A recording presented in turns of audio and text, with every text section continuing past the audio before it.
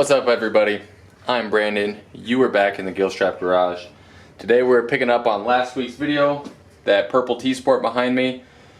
I got on that part for that big upgrade I told you I was going to be doing. Let me see where it's at. Well, I mean, it's not like a huge upgrade. It's just a really good upgrade to do while you were in the primary side of things on this. On these, I think like 91 to 05 Dynas. Where did I put it? Kind of working in a mess here. Scrambling. I've got a lot of stuff to do and a little bit of time to do it. Where'd it go? These are neck bearings. We're going to be doing neck bearings on this because I guarantee these things are shot out. I just had them in my hand. I don't understand how I do this.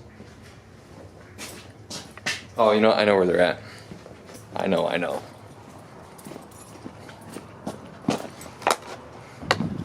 Right here. The Jim's bearing.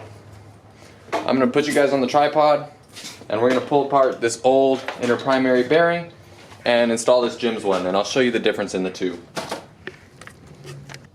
How's that looking? Kind of a weird angle, kind of a, I don't know, I guess we'll see. So here's going to be our new bearing. We're going to start by taking apart the old one. Alright, so there's two retaining clips on this, one on each side. And by the time we're done, there's only going to be one retaining clip in here. See? Almost got it. There it is. God, these things are like bombs.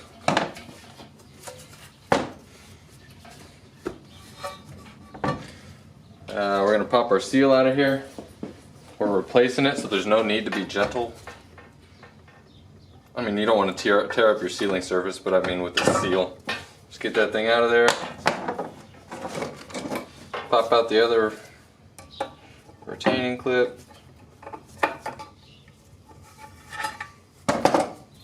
Got that.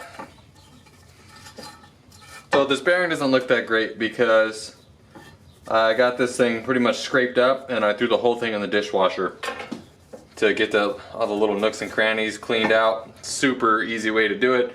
Your wife's not going to be very happy about it, but it works amazing. So now we just got to set up our puller. We're going to go out this way with it.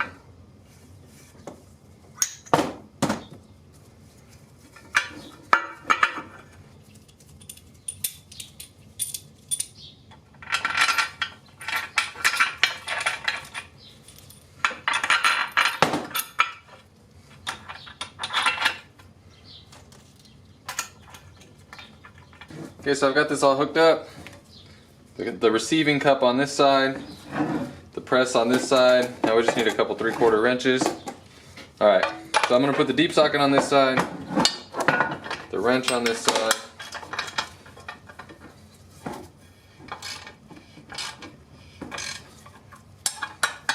Just start running her in. There's my motorcycle. I don't like to use an impact or anything electric or pneumatic or anything when I'm doing this. I just always figure slow and steady wins the race. You can feel if it's getting hung up on anything. I don't know if you got to restart because you really don't want to damage this surface in here.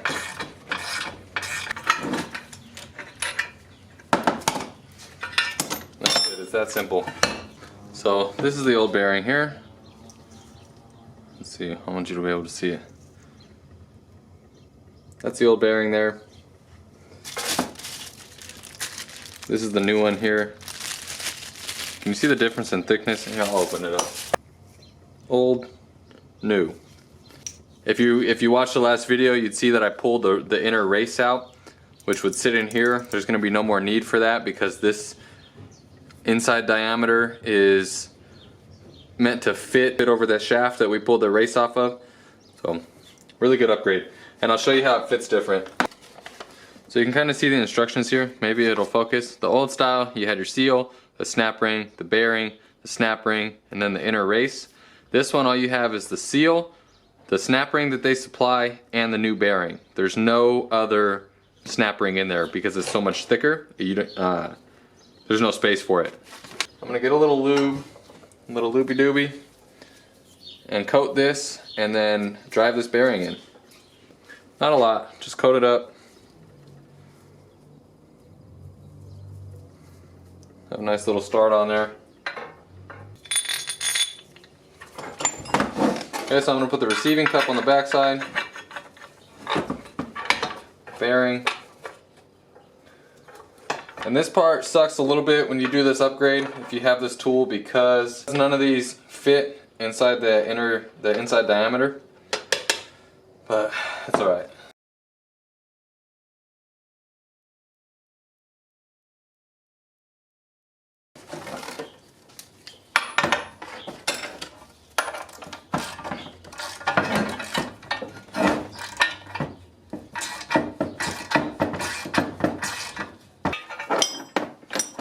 Alright, so before we go all the way in, I'm going to put the snap ring in.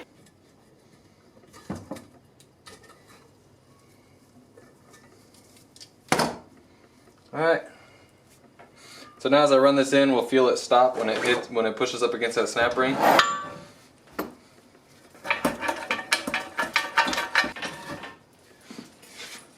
So we've got that just up against the snap ring. You don't want to put a whole bunch of pressure on it. You can see how far out the bearing sits inside here. And all we're going to do is put in our seal, change the starter jack shaft seal, and get ready to put it back on the bike. So again, I packed these seals full of grease. Haven't had one fail yet. A little coat on the outside. A little coat on the inside. We may not even have to use the tool to pop it in.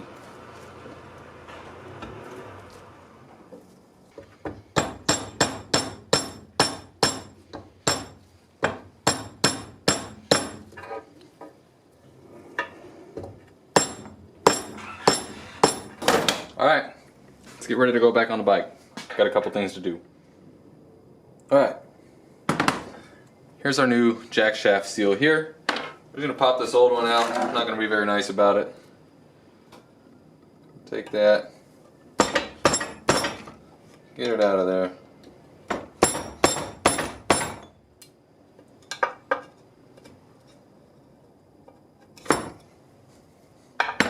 Okay, maybe we need a socket.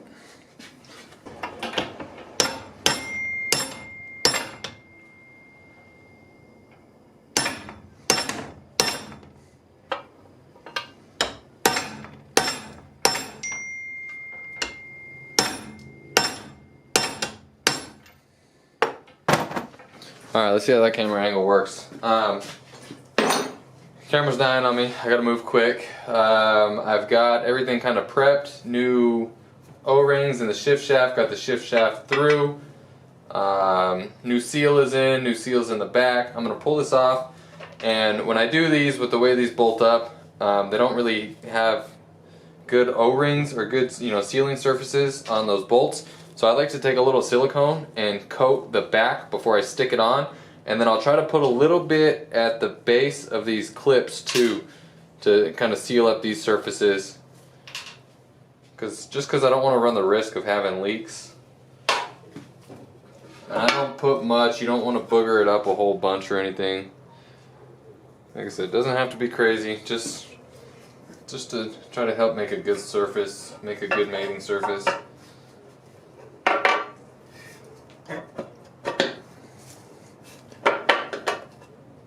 So now let's get a little bit of Loctite wherever I put that at, right here. You don't want to booger this up because you still don't want pieces breaking loose and getting in anywhere where they shouldn't be.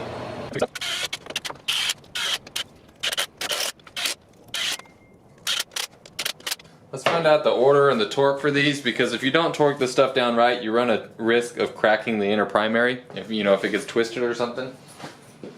Unbelievable to me, it does not list the order to torque it in, so we're kind of going to go middle to out, 20 foot-pounds.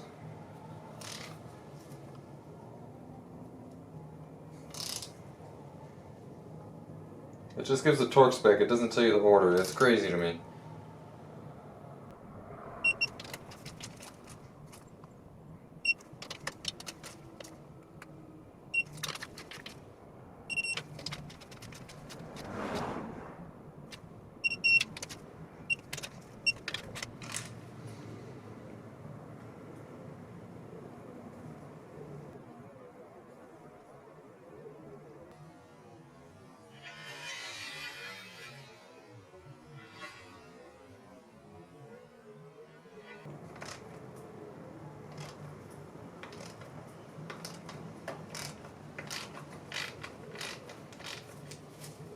Did I just break that bolt?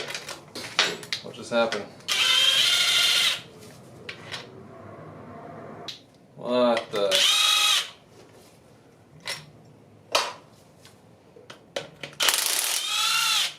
Sick. Coming back off.